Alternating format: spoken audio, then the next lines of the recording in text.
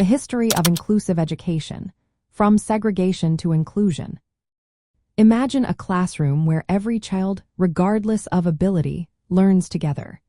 This vision of inclusive education has come a long way from a time when many children with disabilities were excluded from schools. Let's take a closer look at how we got here. In the early days of education in the United States, children with disabilities often faced segregation.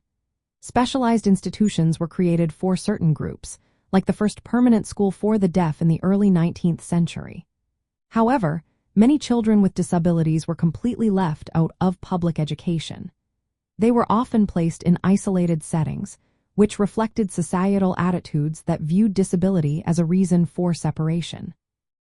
The mid-20th century marked a turning point. Civil rights movements began to influence the fight for disability rights. A landmark moment occurred in 1950 with the Supreme Court decision in Brown v. Board of Education. This ruling declared racial segregation in public schools unconstitutional, paving the way for challenging segregation in education for students with disabilities. In the 1960s and 1970s, significant court cases and legislation began to affirm the rights of students with disabilities. For instance, court rulings established that these students had a right to education under the 14th Amendment. The Vocational Rehabilitation Act of 1973 prohibited discrimination in federally funded programs, further supporting access to education.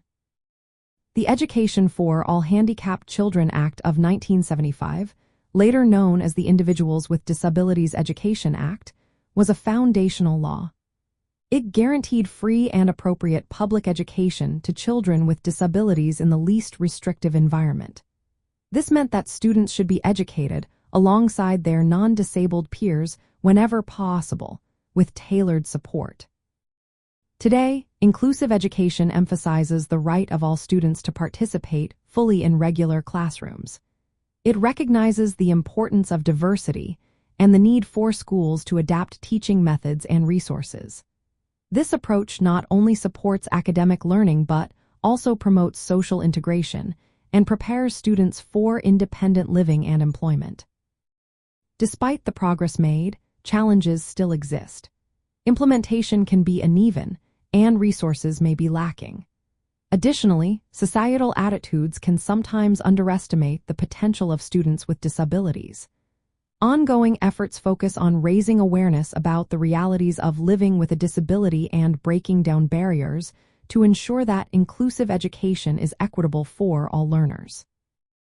In practical terms, inclusive education involves collaboration among educators, families, and specialists.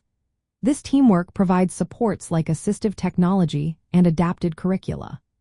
Schools also need to create environments that respect differences and encourage participation, reflecting a commitment to disability awareness and the experiences of students with disabilities.